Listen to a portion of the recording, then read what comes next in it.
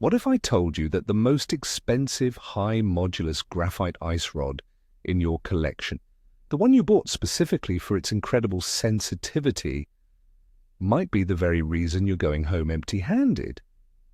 It sounds crazy, doesn't it? For years we've been told that stiffness equals sensitivity. That feeling that tiny tick through the rod blank is the pinnacle of winter fishing. Well, today we're going to take that idea and smash it to pieces. I'm going to show you why that best rod of yours is likely hiding most of the bites from you. And by the end of this, you'll understand why a completely different approach will not only let you detect more fish, but will fundamentally change how you fish on the ice. So let me ask you this before we begin. Do you believe a rod can be too sensitive to detect a bite? Let me know. I'm genuinely curious what you think. Let's set the scene. It's a cold morning, the ice is thick, and you're huddled over a hole. You've got your top-of-the-line rod, a piece of art made from the finest graphite. The marketing promised you'd feel a fish breathe on your lure from 50 feet down. This is the established wisdom in modern ice fishing, passed down in forums, magazines, and tackle shops. The belief is simple. A stiff rod transmits vibrations better, so you feel more. This has led to an arms race for stiffer, lighter, and more sensitive rods. We spend hundreds of dollars on them. We trust them completely. We've built our entire technique around waiting for that distinct tap or jolt. But this entire philosophy is built on one major critical assumption, that a fish always bites in a way that creates a tap. And that, my friends, is where the whole house of cards begins to fall. Let's start by defining our terms, because this is where the confusion begins. When manufacturers talk about sensitivity, they're talking about the rod's ability to transmit vibration. Think of it like a guitar string. A tighter, stiffer string vibrates at a higher frequency. When you're actively jigging, this is fantastic. You can feel every single movement of your lure. You can feel it hit the bottom. You can feel it brush against a piece of weed. This high-modulus graphite is doing exactly what it was designed to do. Transmit high-frequency information from your lure back to your hand. It gives you a perfect connection to what your jig is doing. But notice what I said, it's a connection to your lure. We've been tricked into believing that this automatically translates into a better connection with the fish. The truth is, these are two completely separate things, and confusing them is the first mistake. Now let's consider the fish we're after. A fish in cold water with a slower metabolism is often not aggressive. It's not going to slam your bait like a summer bass hitting a topwater frog. Think about a cautious perch or a finicky crappie. They often approach the lure slowly, inspect it, and then gently inhale it. There is no thump. There is no smash. Often the bite is nothing more than the fish sucking the lure into its mouth and either staying perfectly still or, more commonly, rising slightly in the water column as it does so. And this is the key. The bite is not a pull, it's a change in weight. Your lure, which was hanging, suddenly becomes weightless or even lighter. This is the kind of bite that happens probably 70% of the time, and it generates almost zero of that classic tick vibration.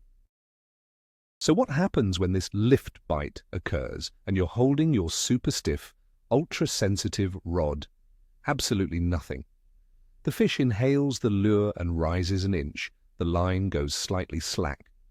But your rod tip doesn't move, it's too stiff. It was designed to bend only under significant pressure to transmit a jolt. A subtle release of tension doesn't have enough energy to register on this stiff lever. You feel nothing. Your hand, which is trained to wait for a tick, receives no signal. So you sit there, completely oblivious, convinced there are no fish around. Meanwhile, a few feet below the ice, that perch is holding your lure in its mouth, realizes something is wrong, and spits it out. You never even knew you had a customer. This isn't a rare event, it's happening to you constantly on every trip. Now, let's introduce the solution, which is to shift our focus from tactile sensitivity, what you feel, to visual sensitivity, what you see. This is where tools like a spring bobber, or in more specialized setups, what European anglers call a kivok, come into play. These are not just crude, old-fashioned bite indicators. They are precision instruments. A kivok is essentially a very flexible extension of your rod tip made from materials like mylar, carbon, or spring steel. Its purpose is singular, to visually display what is happening to your lure with incredible fidelity. It's not about feeling the bite through the rod anymore. It's about turning your rod into a simple handle for the line and letting the indicator do the real work of bite detection. This is a complete mental shift. Think about how this system works in practice. You lower your lure into the water. The weight of the lure puts a specific, perfect bend into the flexible indicator. That bend is your baseline. That is your 0 point. Now you are no longer waiting to feel a tick. You are watching that bend for any deviation at all. You are using your most powerful sense, your sight, to detect the bite. Your eyes can perceive far more subtle changes than your cold hands can. Your hand might miss a tiny vibration, but your eyes won't miss the indicator slowly starting to straighten, even by a millimeter. This is the game changer. You're taking the guesswork and the subjective feel out of the equation and replacing it with clear, undeniable visual evidence. Let's debunk a common myth right here. Many people think adding a floppy thing to the end of my rod will kill all the sensitivity. And if you're still thinking about sensitivity in terms of feeling a thump, you are absolutely right. It will absorb some of that sharp vibration, but you're missing the point entirely. The indicator isn't meant to help you feel more, it's meant to help you see more.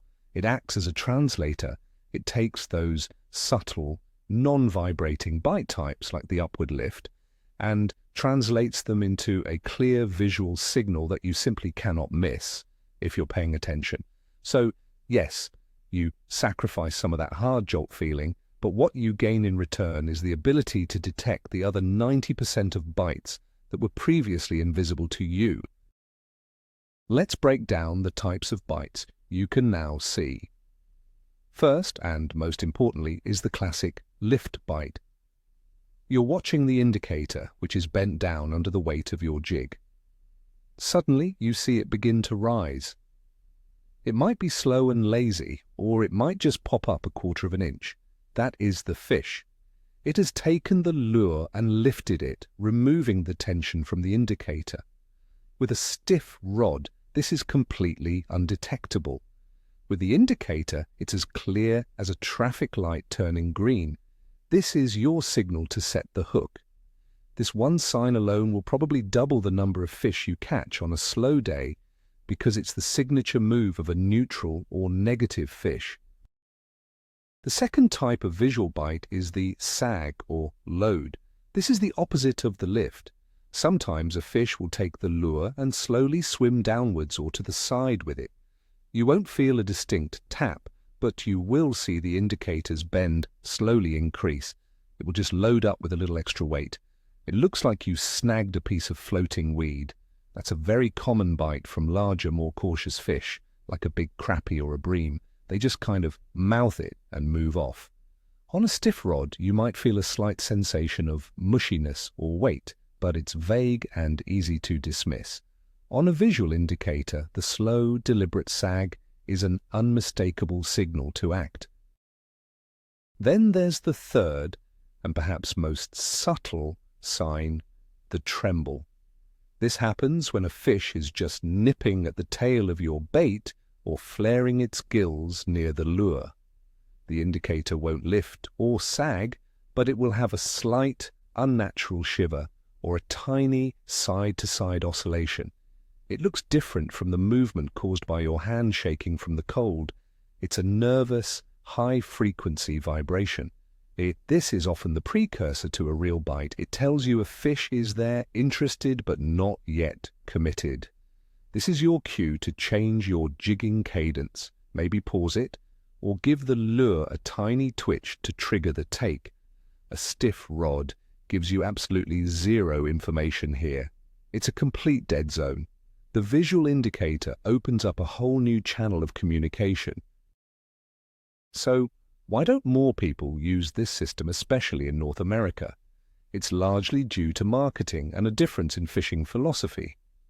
The big brands push high-tech graphite rods because they have a higher price point and a story that's easy to sell. Feel more, catch more. It's simple and appealing.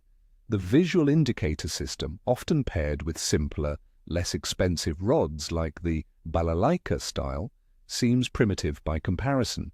It doesn't have the same high-tech allure. Furthermore, much of the American ice fishing tradition is built around very active jigging for aggressive fish, where feeling that hard strike is part of the fun and is genuinely effective. But for neutral or pressured fish, that approach falls apart completely. Let's talk about the rod itself in this system. If the indicator is doing the bite detection, what's the rod's job? It's simple. The rod becomes a tool for two things: imparting the right action to the lure and fighting the fish once it's hooked. That's it. It doesn't need to be a hypersensitive vibration transmitter. In fact, a slightly softer rod can be better, as it provides a bit more cushion when fighting a fish on a light line, preventing you from tearing the hook out of its delicate mouth.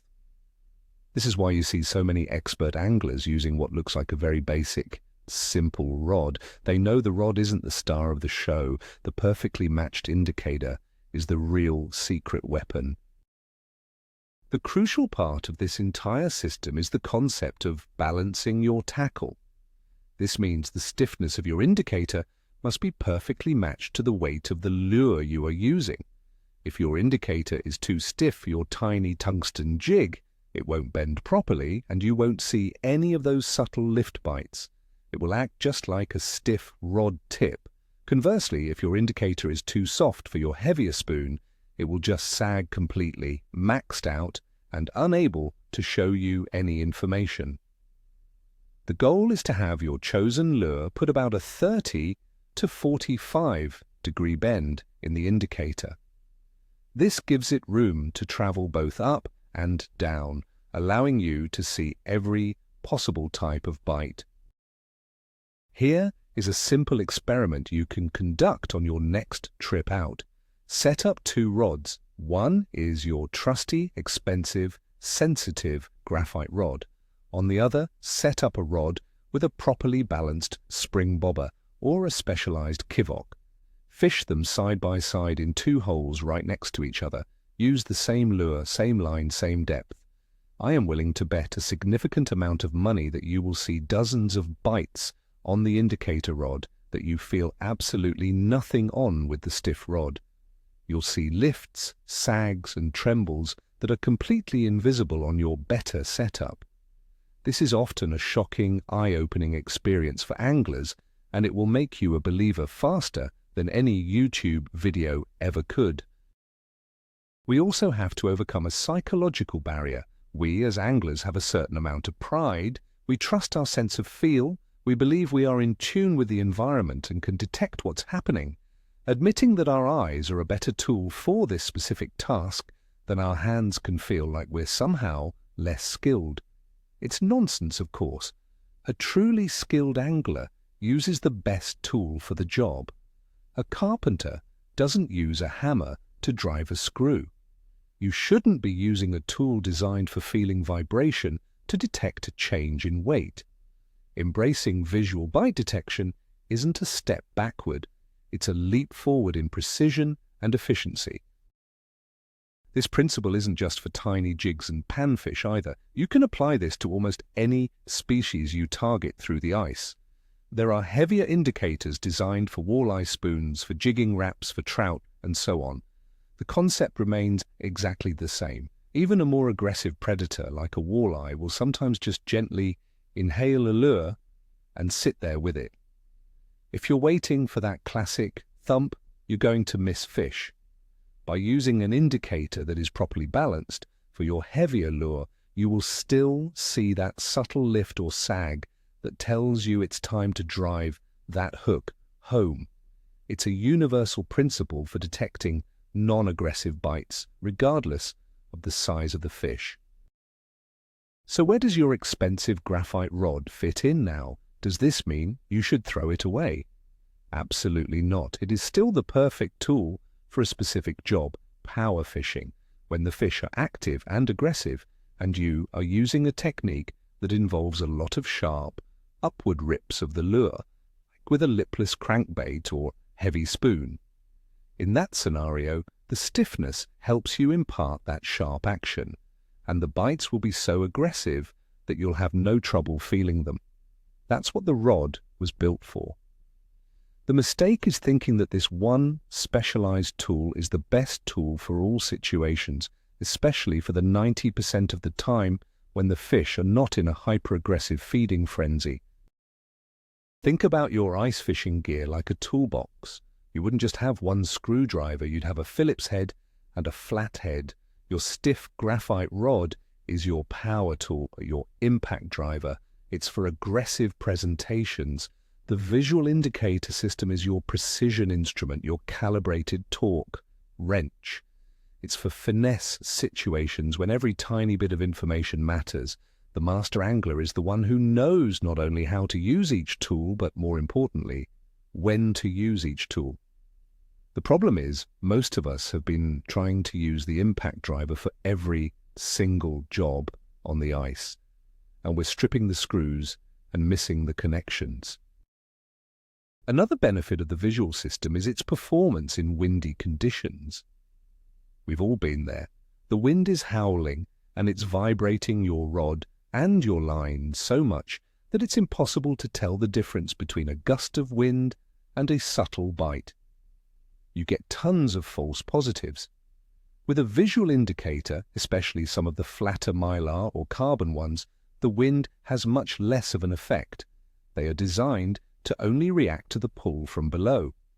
The indicator often stays much more stable than the rod tip itself, giving you a clearer, less noisy signal to watch. It filters out the environmental interference and lets you focus only on what the fish is doing. Let's re-examine the core idea. The ultimate goal on the ice is not to feel your lure better. The goal is to detect the presence of a fish and get it to bite. We have confused the means with the end. We became so obsessed with the technology of sensitivity that we lost sight of the actual mechanics of a fish's bite. The aha moment comes when you separate the two main jobs. The rod's job is to work the lure and fight the fish. The indicator's job is to show you the bite.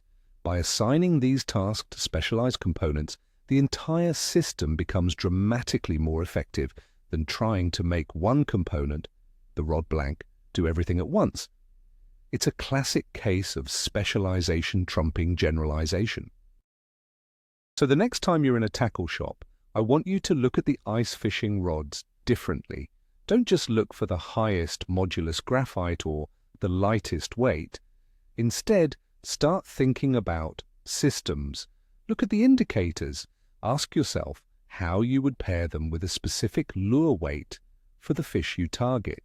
It's a shift from buying a product to building a system. It's not about how much the rod costs, but about how well the components work together to translate what the fish is doing into a signal you can understand. This is the truth your favorite rod has been hiding from you.